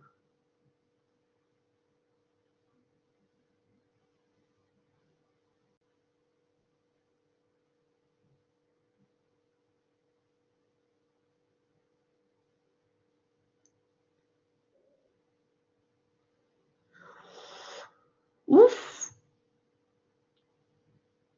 vale, ojo con ese razonamiento, vale. Lo que entiendo que quieres decir que no están muy pegaditos entre sí, que hay más separación de los datos, ¿no, Joyce? ¿Joyce o Joyce? Vale, perfecto. Entonces lo había dicho bien, ¿vale? Entiendo que quieres decir eso, ¿no? Que hay más separación de los datos, que no están tan agrupados como aquí, ¿no? Vale, vale. Entonces, eso se dice porque hay más dispersión, ¿vale? De los datos, ¿vale? Vale. Entonces, aquí los tengo más agrupaditos y aquí más separados, la varianza es mayor, ¿vale? Vale, fijaros. Ah, y no he hablado, pero fijaros que más o menos los datos de la media y todo están más o menos igual de distribuidos. Hay más variabilidad, pero es bastante centrado, ¿no? No hay mucha, no están los datos desplazados hacia un lado o hacia otro. ¿Por qué? Porque la mediana está muy en el centro. A veces la mediana puede estar pegada a uno de los cuartiles, ¿vale? O ser un trozo de caja más grande que el otro, ¿vale? Como ocurre aquí o aquí. Aquí Q2 y Q3 son iguales. Aquí, en cambio, Q2 está más próximo a Q3. ¿Por qué? Aquí tengo un 50% y luego aquí el otro, ¿vale? Entonces, en este primero 50% hay más variabilidad de datos y aquí menos. Por eso está pegado, ¿vale? Si os fijáis, fijaros aquí también, en el equipo B y en el equipo A, ¿vale? ¿Cómo funciona? ¿vale? Y aquí estamos dibujando. ¿Veis que podemos cambiar los colores? Podemos hacer diferentes cosas. ¿Vale? ¿Veis las diferentes formas? Esta es más centrada, esta parece un poco hacia la izquierda, esta un poco hacia la derecha. ¿Vale? Y ya está. Aquí estamos haciendo con diferentes varianzas y demás. ¿Vale? Entonces, esto es lo que habría para la sesión de hoy. ¿Vale? Entonces, vamos a empezar un poco con la siguiente, ¿vale? Porque aún vamos bien de tiempo, ¿vale? Y ya está. A ver. ¿Más o menos dudas o cosas?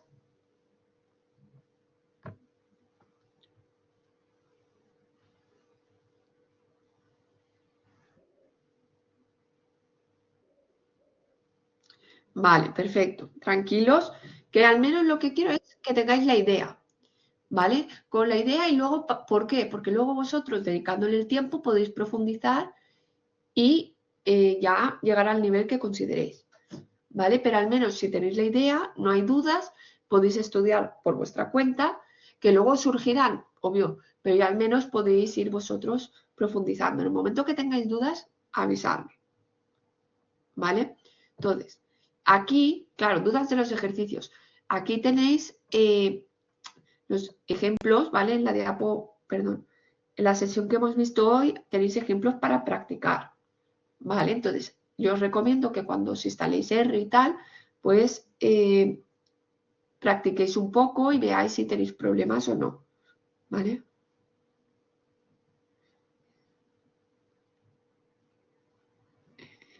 ¿Vale?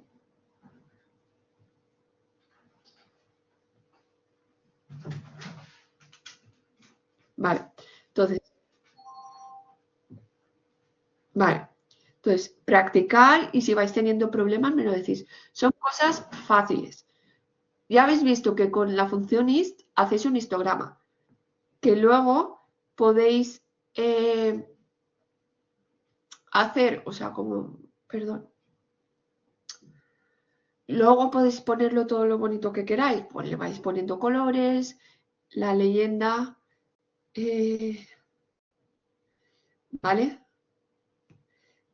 No sé, cualquier cosa,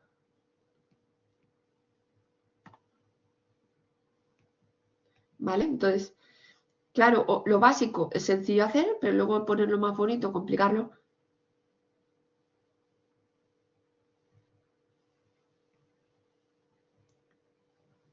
¿vale? O sea, es que estoy pensando, a ver,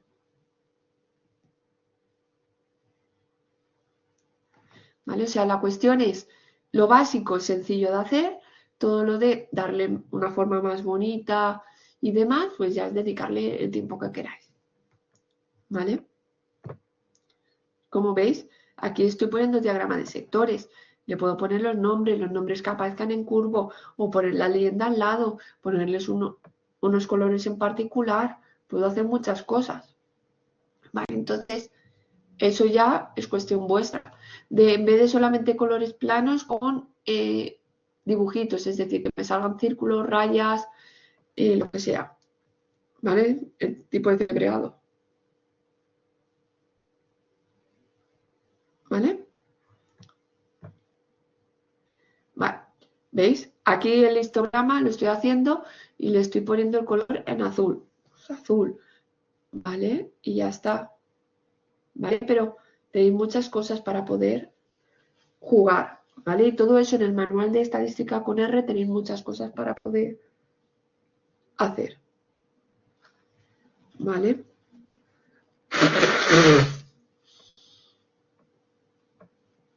Vale, entonces vamos a entrar un poco a la estadística inferencial, ¿vale? Que es lo que necesitamos, ¿vale? De hacer contrastes de hipótesis, estadística frecuentista, intervalos de confianza, ¿vale?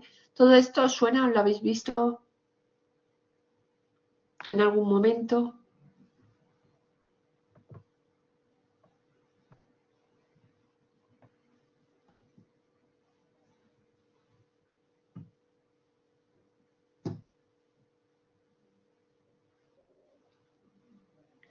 ¿Vale? ¿Y al resto?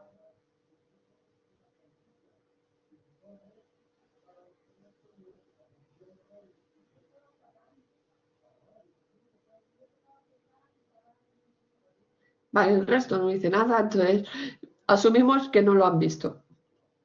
¿Vale? Entonces, es importante, ¿vale? Esto es lo básico, lo más básico para intentar sacar conclusiones. ¿Vale? Entonces, claro, nosotros tenemos en estadística, ¿vale? En matemáticas es muy curioso porque no vemos bayesiano, ¿vale? O se ve muy poco. Y está la estadística clásica, que es la frecuentista, y la estadística bayesiana. ¿Qué diferencia hay entre una y otra? La frecuentista es la que hace, por eso se llama clásica, es la que hemos hecho siempre. Yo en base a la muestra, en base a los intentos, saco conclusiones. ¿Cómo sé que la probabilidad de una moneda de salir cara o cruz es 0,5? Porque cuando yo he ido haciendo experimentos y experimentos y experimentos, he visto que al final la probabilidad de cada lado es 0,5. ¿Vale? ¿Qué va haciendo la bayesiana? La bayesiana no hace eso. La bayesiana tiene unas priors que vamos a utilizar para calcular la posterior. ¿Qué quiere decir eso? Esas priors son las probabilidades a priori, por eso prior, ¿vale? Esas probabilidades a priori es, o bien le doy una probabilidad general, ¿vale? Que no sea muy eso, o si yo ya sé por algún experimento o por algo, una probabilidad, una posible probabilidad inicial, parto de ahí y experimento un poco y voy actualizando lo que yo sé, ¿vale? Y entonces luego saco la probabilidad a posteriori, ¿vale? Que es la probabilidad final que yo quiero obtener, la posterior, ¿vale? Pero no tengo que hacer 1000 lanzamientos, sino yo ya sé, ¿vale? Os supongo que es 0,5 la probabilidad de salir cara. Hago 10, 20 lanzamientos y actualizo según los datos. Y a partir de ahí voy jugando, ¿vale? Es un poco diferente, ¿vale? Entonces, una se hace en base a experimentos, ¿vale? Las veces que ocurra un suceso, y la otra va, partimos de una probabilidad a priori, ¿vale? Y llegamos a una final. ¿Y cómo llegamos a esa final? Asumiendo unas probabilidades iniciales y actualizando con la información que vamos obteniendo, ¿vale? Más o menos esa es la idea general de la bayesiana y la clásica, ¿vale? Entonces, es un poco entender y aplicar, ¿vale? Pero ya está. No vamos a entrar mucho en bayesiano, pero en bayesiano sí que se utiliza mucho. Necesitamos MCMC, que veremos en los próximos temas, y por eso se menciona, ¿vale? Entonces, hemos visto, el frecuentista es estudiar la probabilidad real de los sucesos, porque yo hago los 1000 lanzamientos, ¿vale? Y el bayesiano es, voy a ir refinando esas predicciones a partir de las nuevas evidencias, ¿vale? Entonces, es en base a lo que sabemos, haremos la predicción, ¿vale? Por mucho que yo sepa o asuma que el salir cara es el 50% de las probabilidades, si yo he lanzado 30 veces y me han salido 25 caras, ahí ya estamos viendo que no, que parece que la moneda esté algo trucada, ¿vale? Entonces, es importante por eso.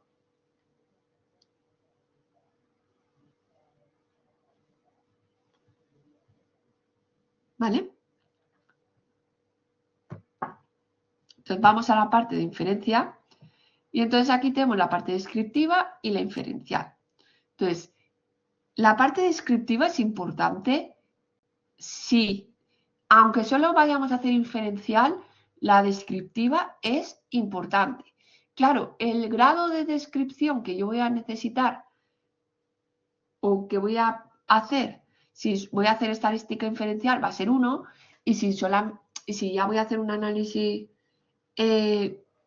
más completo o solamente descriptivo, necesitaré otra profundidad de análisis descriptivo, ¿vale? Pero lo que yo os digo, independientemente del análisis que vayamos a hacer, el describir el dataset, tipo de variables que tenemos y hacer un resumen numérico y poner algún gráfico, eso debería ser básico en cualquier análisis que hagamos. Saber con qué estamos trabajando y cómo se comportan.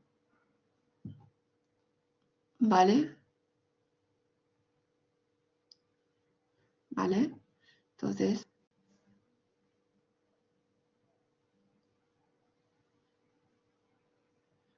¿vale? Entonces,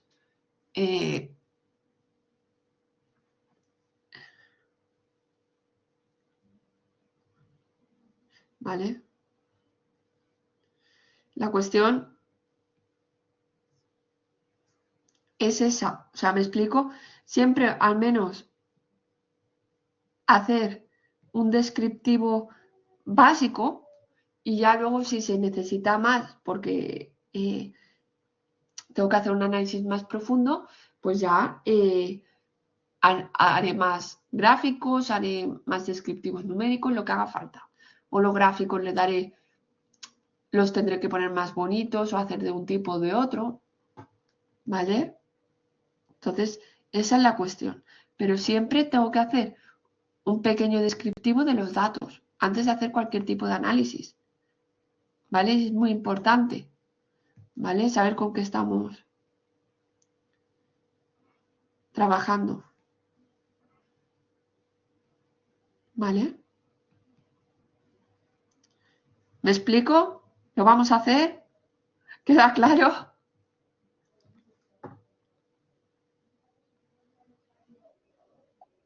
Vale. ¿Por qué lo digo?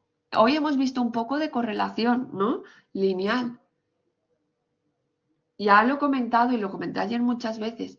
Si yo no veo si los datos se distribuyen como aproximadamente, de forma lineal, así o así, me da igual que los puntos estén muy separados, ¿vale? O estén más próximos, ¿vale? Pero si yo estoy viendo que va haciendo algo así, ¿vale? Yo ya estoy viendo algo lineal, ¿vale? Aunque la franja sea más ancha o menos. Pero si estoy viendo que hace algo, ay, ¿vale? ¿Vale? Que hace una forma, algo así, yo aquí voy a aplicar linealidad, algo lineal.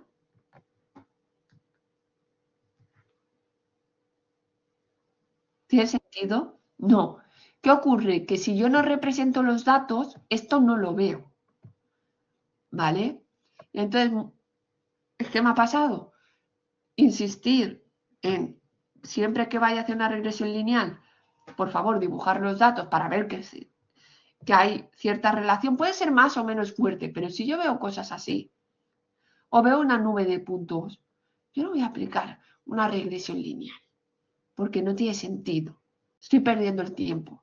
Pero lo hacemos porque como sabemos hacerlo, porque es sencillo, pues lo hago así y el marrón que me quito, ¿vale? Porque es algo sencillo, fácil de interpretar y demás, pues tiro. No, tengo que ver que realmente se distribuyen de forma lineal o no.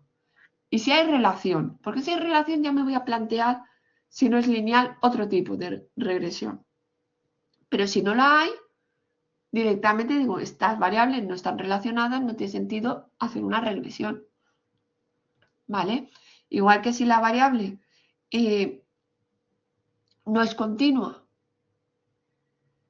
ay, perdón, la variable no es continua, que es binaria, yo le voy a aplicar regresión lineal, aplicaré una logística, que ya lo veremos, ¿vale? Pero son detalles importantes, ¿vale? Entonces, por favor, soy muy pesada, pero luego ya veréis cómo cuando entreguéis las prácticas me enfadaré, ¿vale? Entonces, si no tengo linealidad, no aplico una regresión lineal.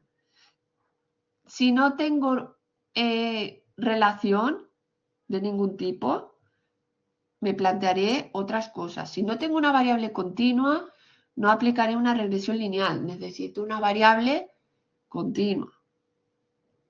¿Vale? Vale. ¿Para qué voy a hacer inferencia?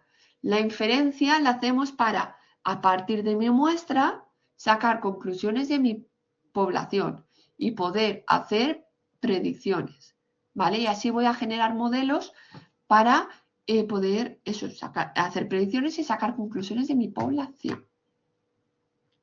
¿Vale? Entonces, yo hago una parte descriptiva, una parte de exploración para ver qué datos tenemos, ver si hay algo raro y ver qué tipo de modelos podemos aplicar. La parte de inferencia es, como yo ya sé qué tipo de datos tengo, voy a aplicar diferentes métodos y a generar diferentes modelos para sacar conclusiones de mi población y poder hacer predicciones. Esa es la idea. Tenemos que saber diferenciar qué es estadística descriptiva y qué es inferencial.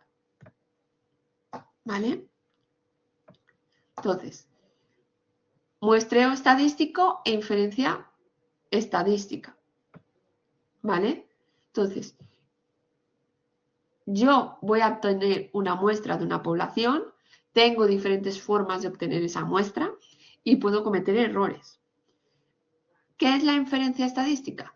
Voy a estimar parámetros de esa muestra. Bueno, a través de la muestra voy a estimar parámetros poblacionales, voy a dar estimaciones puntuales y por intervalos de confianza y así me haré una idea de cómo va la población. Todo ello para hacer contrastes de hipótesis, ¿vale? Y poder hacer diferentes análisis, ¿vale? Entonces, ¿qué ocurre? Voy a ponerlo entre comillas, ¿vale? Una forma de manipular estadísticas es cómo seleccionamos la muestra, ¿vale? Porque ¿qué ocurre si yo quiero analizar el sueldo medio de los españoles y me voy a un barrio rico o me voy a un barrio pobre? ¿Vale? ¿Va a ser representativo?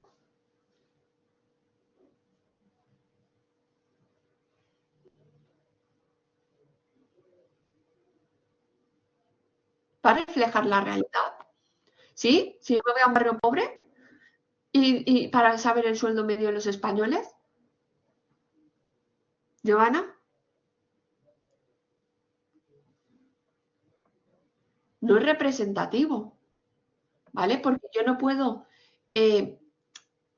asumir como que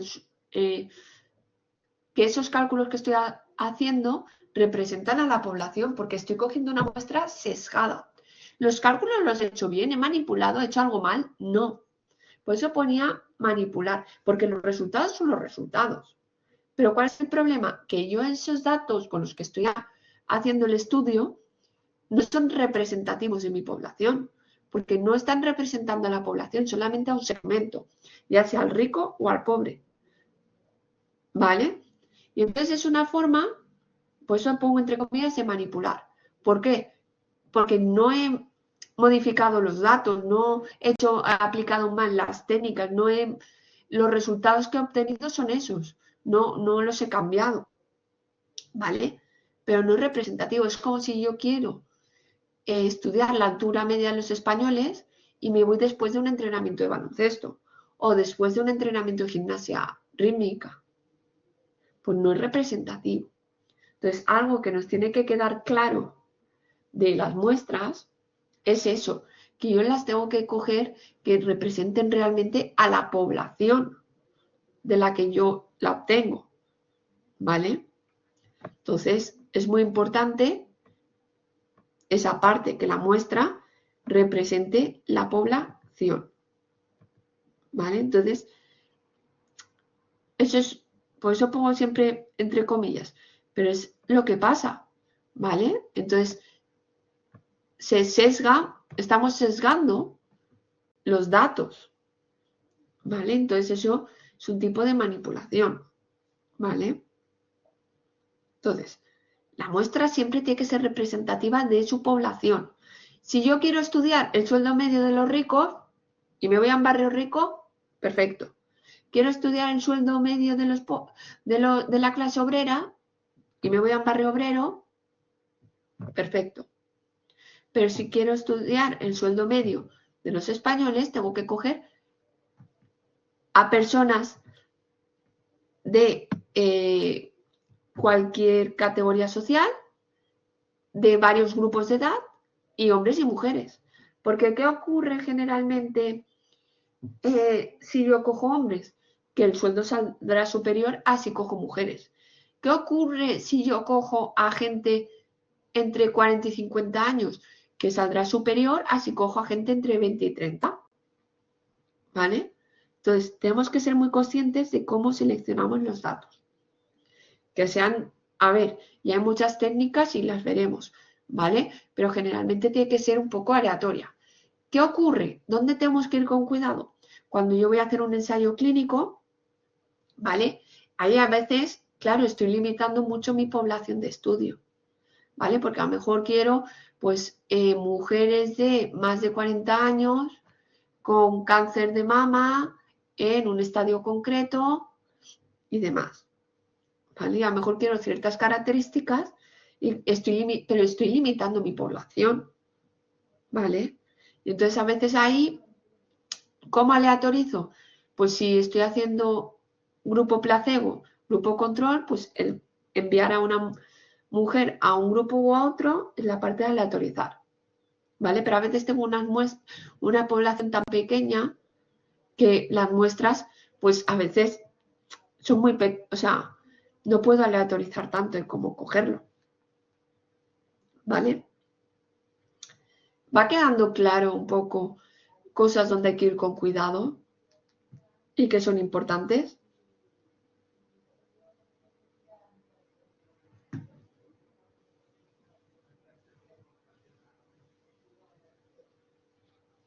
Chicos, vale, ok. Entonces, es que ahora tenía un ejemplo bueno, pero se me ha olvidado, ¿vale? Por ejemplo, cuando se hacen encuestas, ¿vale? Normalmente cuando se hacen encuestas van a un público en concreto o cuando se hacen las encuestas del CIS, por ejemplo, que se hacen todos los meses, tienes la población distribuida, es decir, las personas que llaman, ¿vale? Tienen como parametrizado a cuántas personas de cada segmento tienen que realizarle la encuesta. Tienen que realizarle a tantos hombres, tantas mujeres por grupo de edad, ¿vale? A lo mejor de una población o que haya tantas personas en su vivienda con unas características, ¿vale? Y ya está. Por eso a veces si contestáis encuestas y demás, te vale, perfecto, muchas gracias, que no, y no la contestáis porque ya a lo mejor de ese segmento ya tienen cogido a todo, ¿vale?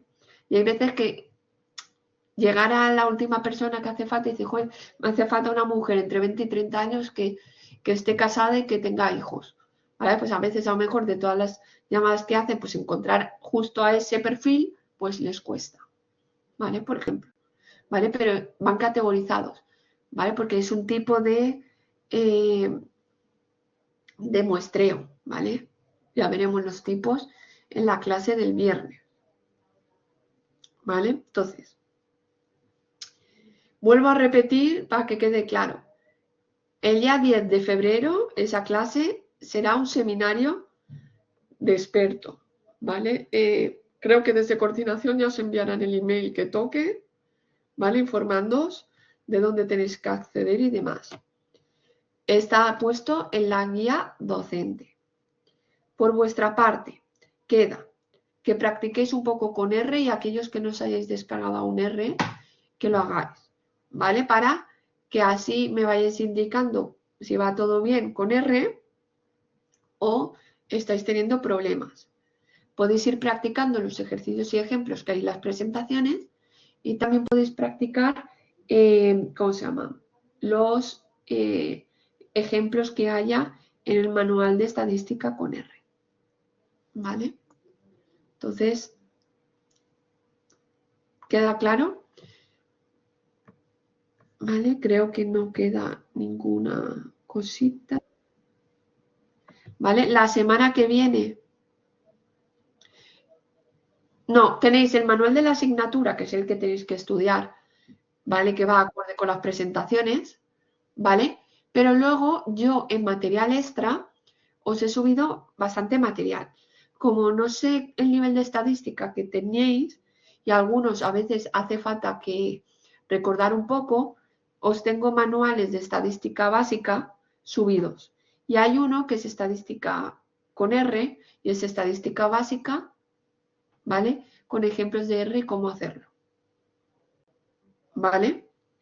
Entonces, tenemos el manual de la asignatura y luego en material extra el de estadística con R.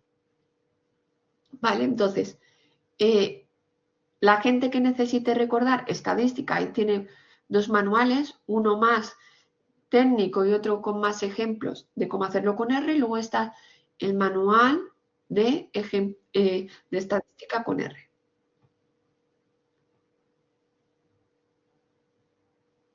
Sí, vamos a hacer cosas con R, sí. Porque la idea es que aprendáis el programa porque es muy útil y muy práctico y muy sencillo, ¿vale? Para hacer un montón de cosas. Entonces la idea es esa, por eso subí el manual para que no os cueste tanto, pero son cosas súper sencillas, ¿vale? Por ejemplo, hacer un histograma es una función hist, que luego podemos meterle más parámetros para ponerle colorcitos y ponerle cosas, ¿vale? Pero en general es bastante fácil hacerlo, ¿vale?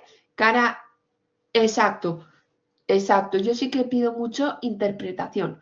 Por eso lo dije en la primera clase, Cristian, que si utilizáis inteligencia artificial, en las prácticas tenéis que citar dónde la habéis utilizado, para qué y explicar bien todo lo que habéis obtenido y demás, pero que yo no la utilizaría para matemáticas en general y estadística porque falla mucho, pero que sí para cosas de programación os puede resultar útil, ¿vale? Pero partes de interpretación y demás, no, porque sobre todo si no entendéis mucho y estáis algo verdes de estadística, no vais a saber identificar si lo que os está dando la inteligencia artificial es correcto o no. Por eso a mí no me gusta, ¿vale? Que se utilice mucho en esta rama, ¿vale? Para cosas de programación sí que os puede echar una mano, aunque a veces también complica mucho el asunto, ¿vale? Pero al menos a veces para dar ideas y demás ayuda, ¿vale? Pero para temas de interpretación o si hay cosas más matemáticas, ¿vale? Que no es el caso de esta asignatura, pero por ejemplo, tengo otras asignaturas que se ven un poco más de probabilidad y ejercicios así, y entonces ahí falla mucho en cosas de cálculo y cosas así, y por eso os digo que no es de fiar. Y si no tenemos la suficiente información o recursos para identificar si lo que nos da es correcto, pues yo no lo utilizaría, ¿vale? Solamente para dar ideas, ¿vale?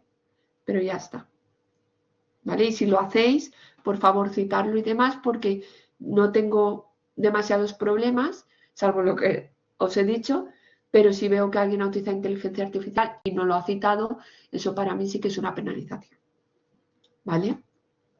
Porque no es lo mismo que tú me digas, pues mira, lo he utilizado aquí así y tal, le he preguntado esto y he obtenido esto, ¿vale? Que le paséis la práctica a la inteligencia y me la entreguéis. Para mí no es lo mismo. No, no va y no tenéis que programar nada en el examen ni nada. Es tipo test y no tenéis que hacer ni cálculos ni desarrollar nada.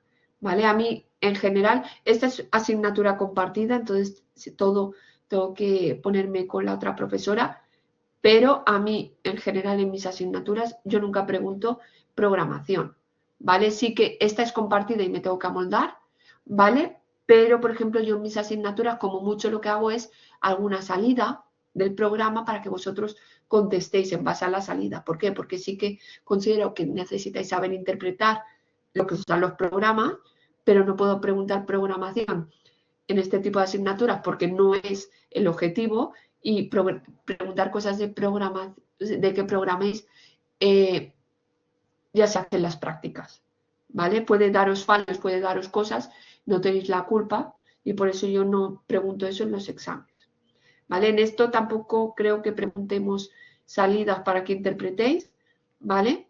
Pero como tengo que ponerme en consenso con la otra profesora, pues, ¿vale? Pero yo os digo en general, ¿vale? ¿Alguna cosita más?